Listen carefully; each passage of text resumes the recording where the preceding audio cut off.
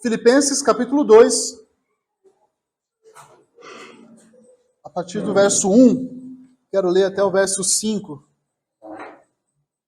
que diz assim: Portanto, se existe alguma exortação em Cristo, alguma consolação de amor, alguma comunhão do Espírito, se há profundo afeto e sentimento de compaixão, então completem a minha alegria, tendo o mesmo modo de pensar, tendo o mesmo amor e sendo unido de alma e mente. Não façam nada por interesse pessoal ou vaidade, mas por humildade, cada um considerando os outros superiores a si mesmo, não tendo em vista somente os seus próprios interesses, mas também os dos outros. Tenham entre vocês o mesmo modo de pensar de Cristo Jesus. Oremos. Senhor, aplica a Tua palavra na nossa vida, na nossa mente, no nosso coração. Que a Tua vontade, Deus, seja a nossa vontade. Que o Teu querer seja o nosso querer, viver cada dia mais para Ti, conforme aquilo que o Senhor nos revelou. Em nome de Jesus. Amém. Meus irmãos, já faz um tempo que nós estávamos estudando a respeito dessa carta de Paulo aos Filipenses. Acho que desde o ano passado nós paramos ali no capítulo 1 e agora eu quero dar uma continuidade, então por isso que eu vou precisar fazer uma recapitulação, fazer uma contextualização do que nós já estudamos até aqui.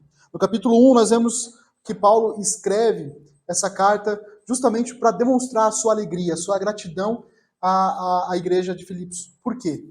Porque essa igreja era uma igreja que estava participando com Paulo do Evangelho. Era uma igreja que estava disposta a viver o Evangelho, a pregar o Evangelho e a contribuir, até financeiramente, para o cuidado de que Paulo tivesse com o Evangelho, que Paulo pudesse pregar o Evangelho, que outras pessoas pudessem pregar o Evangelho. Inclusive, nessa igreja tem uma irmã que ali é considerada um local, um centro de onde os evangelistas partiam.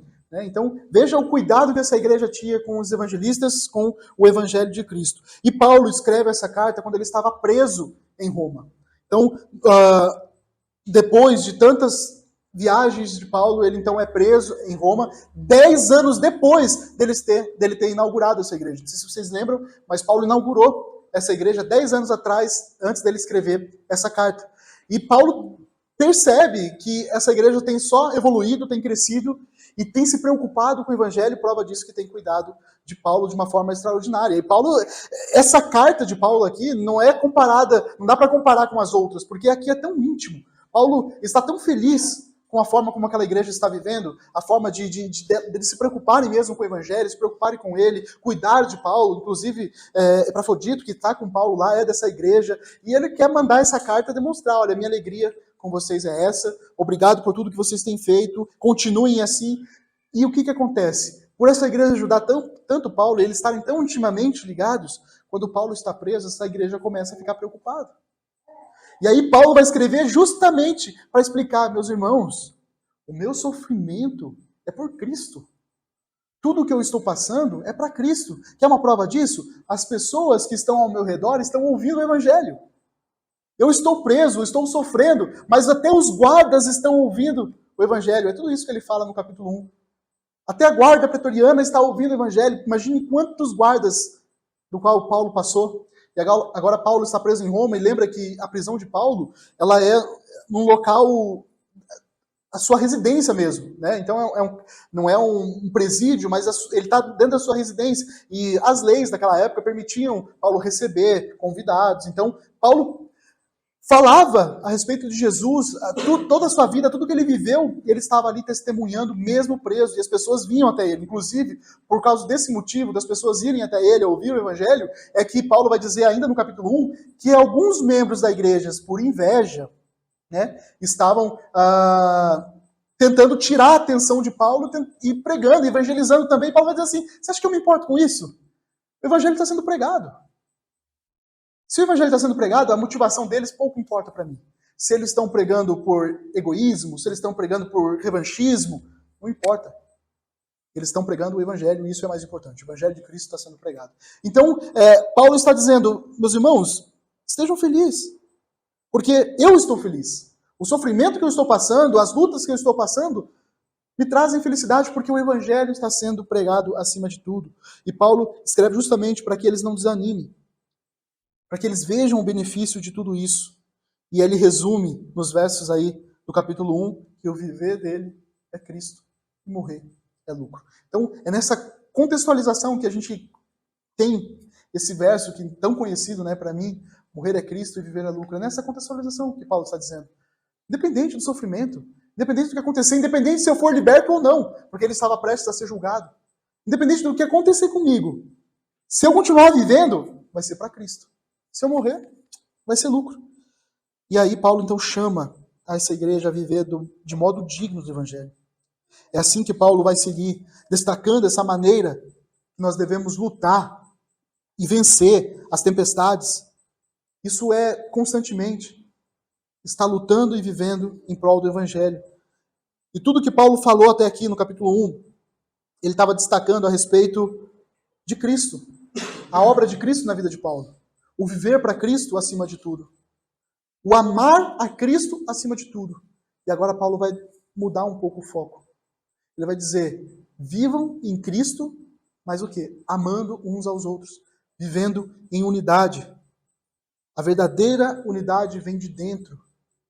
Não é forçada, não é algo que a gente olha e observa e a gente aceita. Não, ela tem que partir de dentro do coração nosso. A busca pela unidade. E é por isso que Paulo vai iniciar esses versos com esse apelo espiritual.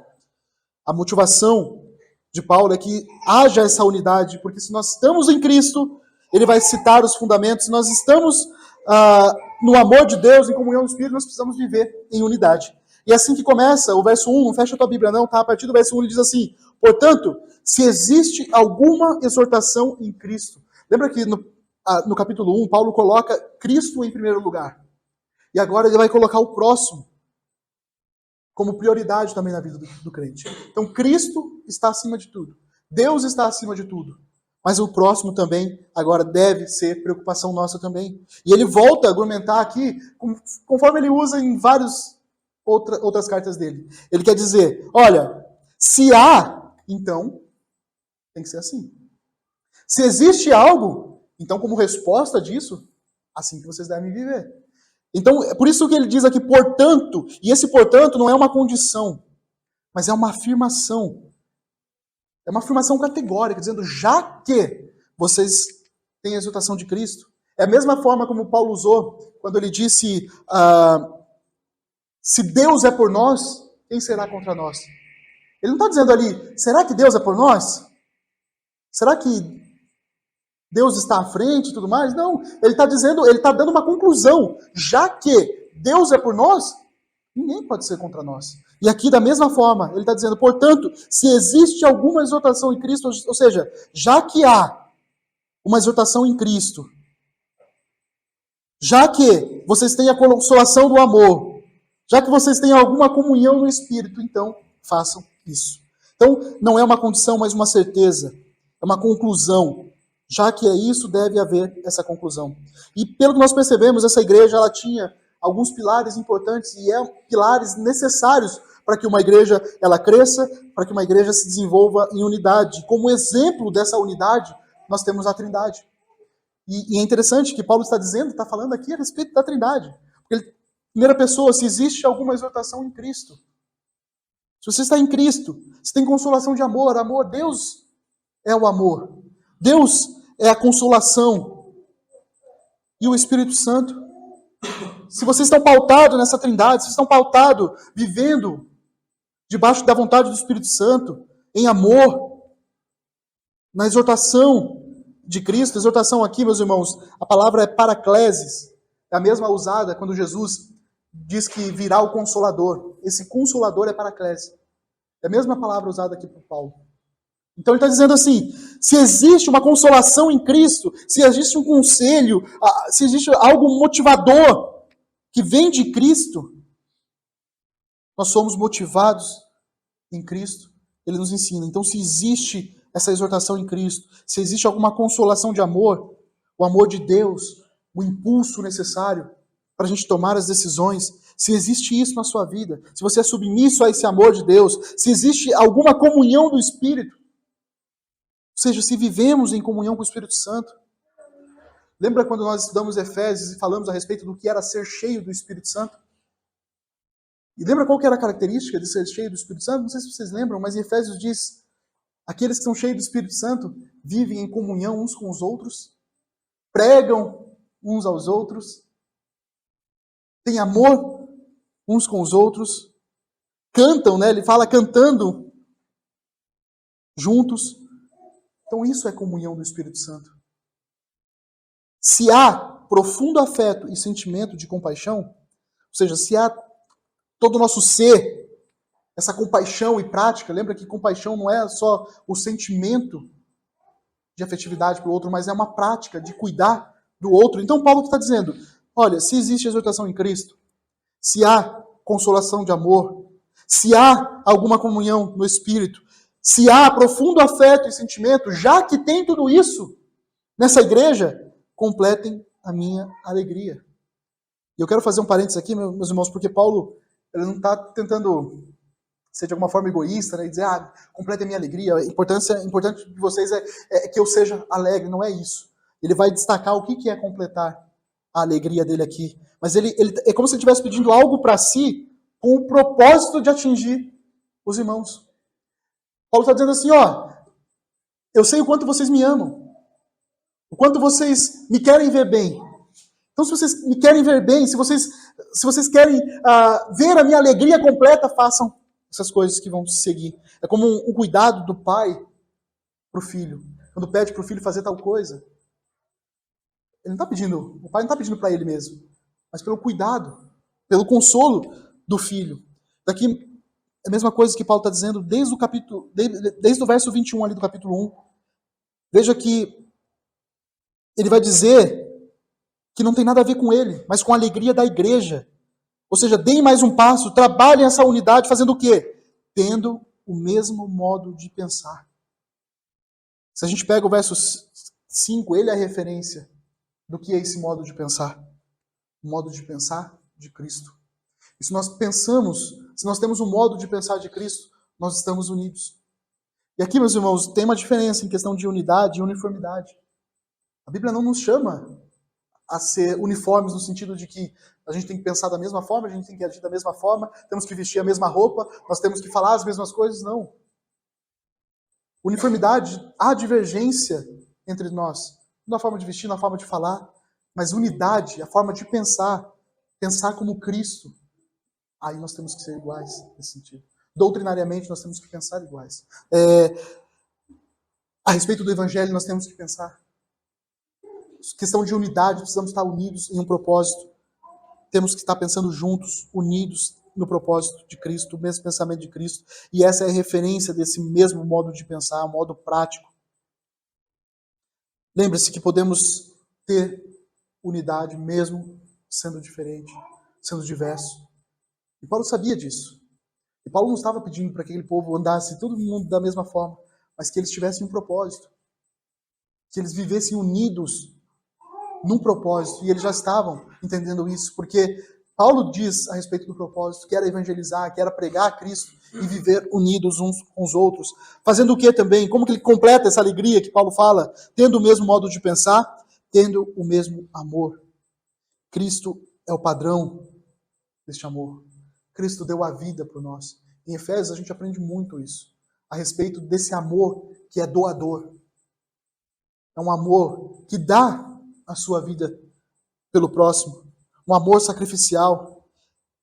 O raciocínio de Paulo aqui é bem claro. Já que vocês estão em Cristo, já que vocês têm a consolação de amor, já que vocês têm a comunhão do Espírito, já que têm um profundo afeto, sentimento de compaixão, então era óbvio que os irmãos se alegrassem trabalhando pela unidade da igreja, trabalhando pelo anúncio do Evangelho. E aí ele conclui aqui, e sendo unidos de alma e mente. Unidade no padrão de Deus. Cristo é o padrão dessa unidade. Vamos abrir em João 17.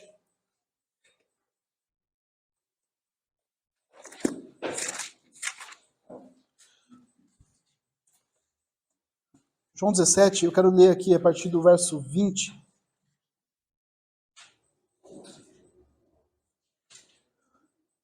Não é Paulo que está dizendo isso aqui. É a vontade de Deus. Paulo escreve aquilo que ele aprendeu nos evangelhos a respeito de Cristo. E olha o que Jesus fala a respeito do que é a igreja, do que é estar unido, e quem é o padrão dessa unidade. Verso 20 do capítulo 17 de João. Não rogo somente por esses, mas também por aqueles que vierem a crer em mim, por intermédio da sua palavra, a fim de que todos sejam um. Esse é o propósito da salvação de Deus. A fim de que todos sejam um. E como és tu, ó Pai, em mim e eu em ti, também sejam eles em nós, para que o mundo creia que tu me enviaste. Eu lhes tenho transmitido a glória que me tens dado, para que sejam um como nós os somos. Eu nele, verso 23, eu neles e tu em mim, a fim de que sejam aperfeiçoados na unidade, para que o mundo conheça que tu me enviastes e amaste, como também amaste a mim. Veja como a evangelização, a pregação do evangelho está intimamente ligado com a união dos crentes. Porque isso é exemplo. A nossa união é exemplo de evangelização, do evangelho de Cristo, o propósito de Cristo. Mas a questão principal é que essa unidade, da mesma unidade que tem entre o Pai e o Filho, é assim que Deus quer que sejamos. Sejamos unidos com o Pai, Filho, Espírito Santo, o corpo de Cristo. Essa é a referência do nosso modo de pensar, essa é a referência do nosso amor, e essa é a nossa referência de unidade. Nós não podemos esquecer disso. A Trindade é a referência do nosso amor uns para com os outros. A Trindade é a referência do nosso modo de pensar e da nossa unidade. Verso 3, meus irmãos, não façam nada por interesse pessoal. Talvez seja uma das coisas mais difíceis para nós nos dias de hoje. Mas o que Paulo está dizendo é que se nós estamos unidos de alma e mente, nós não vivemos debaixo dos nossos interesses pessoais. Se cada um pensa em si, se cada um pensar em si, como que nós podemos ter uma unidade na igreja? Se cada um pensar em si próprio, como é que a gente pode ter essa unidade? Nós temos muitas divergências na nossa casa, no nosso trabalho, na nossa família. E em todas essas áreas nós buscamos, de certa forma, o nosso interesse pessoal. Se nós estamos na fila no supermercado, você não vê a hora de ser atendido. Se eu estou com a minha família, não vejo a hora de ser servido. Nosso relacionamento, maridos, esposas, sempre nós temos a tendência de pensar em nós mesmos. Mas a palavra de Deus nos mostra o tempo todo que nós devemos cuidar com esse lado pessoal, com essa vaidade. Nós sempre estamos exigindo o nosso direito, querendo aquilo que é nosso, que é para nós. E aqui, meus irmãos, eu quero dar uma palavra, porque não é só, às vezes, a vaidade não é só do fato de eu agir assim com relação ao meu próximo, mas às vezes de eu me submeter também ao meu próximo. Que é o que Paulo está dizendo aqui. Não faça por interesse pessoal ou vaidade, mas por humildade. E a gente vai falar muito mais sobre essa questão de humildade nos próximos versículos, na continuidade aí desse capítulo. Ele vai falar que essa humildade é Cristo. E eu fiz questão de parar no verso 5 aqui, porque a partir das próximas semanas, quando nós estudarmos os próximos versos, a gente vai ver esse padrão maravilhoso de humildade, que é Cristo. E o que Cristo fez para demonstrar essa humildade. Mas aqui Paulo está destacando que essa humildade é cada um considerando os outros superiores a si mesmo. Será que é fácil isso aqui? Será que a gente consegue viver assim? Vivendo como se meu próximo fosse superior. E aqui, meus irmãos, não significa que você vai se submeter a tudo que o outro falar. Mas tenta pegar o sentido do que é submeter ao próximo. Quando você se submete ao próximo, você está demonstrando humildade. Você está demonstrando que você está ouvindo o que o próximo está falando. E aqui, não é só quando você é frágil. Não é só quando você está precisando de ajuda. E nem quando você está oferecendo. Só quando você está oferecendo ajuda, é em todos os sentidos.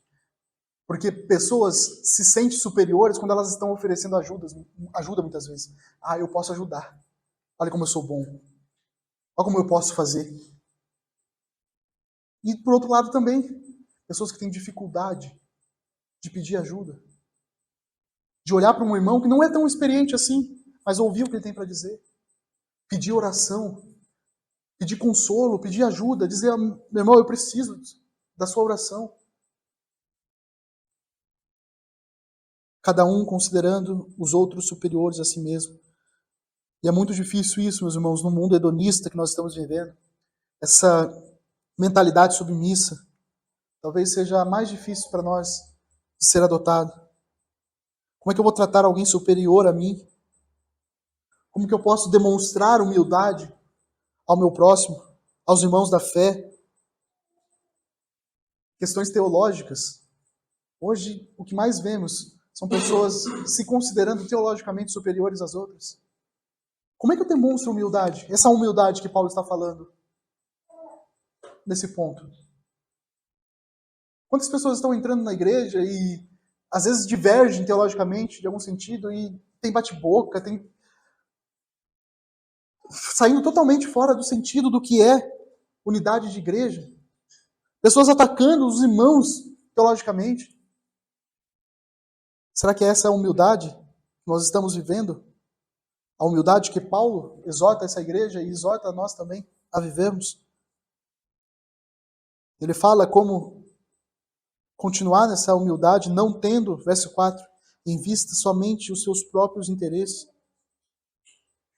E ser humilde, meus irmãos, é não olhar só para os seus interesses. Quantas pessoas acabam ajudando as outras por interesse pessoal? Ajudando as outras por interesse pessoal. Por quê? Porque quer se mostrar. Quer se mostrar piedoso. Quer dizer, olha como eu cuido das pessoas. E isso, essa arrogância, que Paulo vai dizer também em Efésios, é totalmente fora da vontade de Deus. A humildade nós fazemos, nós somos, não esperando algo em troca. Não tentando demonstrar para alguém que nós somos, o nosso ar de piedoso, ar de piedade, mas considerando uns aos outros superiores a nós mesmos. O cristão que possui uma mente submissa não fica esperando que os outros o sirvam, mas serve. Se submete a Cristo, assim como Cristo fez, agindo, servindo. E é isso que Paulo diz, não tendo em vista somente os próprios interesses, mas também os dos outros. Quando nós passamos a maior parte da nossa vida buscando conforto para nós mesmos, dificilmente nós vamos pensar no próximo. Quando nós pensamos e focamos nas coisas que nós temos que fazer durante os dias, para nós, dificilmente você vai pensar no próximo. Dificilmente você vai pensar no seu irmão. Ou dificilmente você vai pensar na necessidade daquela pessoa que está próxima a você, do seu vizinho, de pessoas que são da mesma fé, cristãos, e a Bíblia nos ensina que devemos fazer totalmente diferente disso. Não pensando em nós mesmos, nossos interesses próprios, mas também nos outros. E o verso 5 termina: tenham entre vocês o mesmo modo de pensar em Cristo. Meus irmãos, para mim esse é o texto-chave. Porque quando nós temos o modo de pensar em Cristo, da forma como Cristo, unidos com Cristo, todas essas características andarão conosco. Todas essas características estarão com a gente. Metanoia, quando nós entregamos a nossa vida a Cristo, nós tivemos uma mudança de mente. Nós não pensamos mais como padrão do mundo, mas como padrão de Cristo. Ele é a nossa referência. Você já pensou que no seu dia a dia, as coisas que você pensa, as coisas que você fala, você pensa num padrão que você segue? Quem que é o padrão para você? Às vezes novelas, às vezes os filmes, as séries, as pessoas que nós admiramos aí na rua. Ou nosso padrão de pensar é Jesus Cristo? Talvez não seja, mas quem sabe hoje você possa decidir por isso. Quando você estiver pensando aquilo que não agrada a Deus, fala, será que estou pensando no modo de pensar de Cristo? Vivendo em modo de pensar de Cristo? Talvez a sequência aqui desse texto vai nos clarear a respeito desse pensar de Cristo. E os próximos versos vão falar da doutrina, acho que mais importante de Cristo para nós, que nós precisamos entender, que tem a ver com pecado, tem a ver com humildade, com a igreja. A doutrina de Cristo aqui vai exemplificar para a gente o que é essa humildade. Mas com aquilo que nós ficamos hoje, se nós recebemos a graça de Cristo, se nós recebemos o amor, a comunhão do Espírito Santo, temos de viver de modo e padrão de Cristo. Eu e você recebemos uma nova mente, uma nova mentalidade, uma nova vida. Pensa sobre isso. Há exortação em Cristo na sua vida? Há o amor de Deus na sua vida? Há a comunhão do Espírito Santo? Então tem que haver unidade. Então tem que haver humildade. Então tem que haver o cuidado com o próximo. Tem que haver paciência, respeito e o pensar no próximo antes de nós mesmos. Viver do reino, orando uns pelos outros. Não esqueçam do texto anterior que nós lemos na última vez que eu preguei sobre Filipenses. E Paulo está falando sobre o modo de viver no reino dele. Ele está falando ali de cidadãos que vivem conforme o reino de Deus. E tudo isso, meus irmãos, viver de modo digno do Evangelho, viver como o reino de Cristo, viver como se estivesse vivendo na cidade de Deus, pensando, vivendo conforme a mente de Cristo. Se nós estamos debaixo de tudo isso, nós precisamos cuidar do nosso irmão, orando uns pelos outros, considerando uns aos outros superiores a nós mesmos, não fazendo nada por interesse pessoal. Cristo é a nossa referência. A mente de Cristo deve ser a nossa mente. Amém? Na semana que vem nós veremos melhor o que é essa humildade de Cristo. Nós veremos que essa humildade está totalmente relacionada ao que somos diante de Deus, ao padrão que Deus quer que vivamos.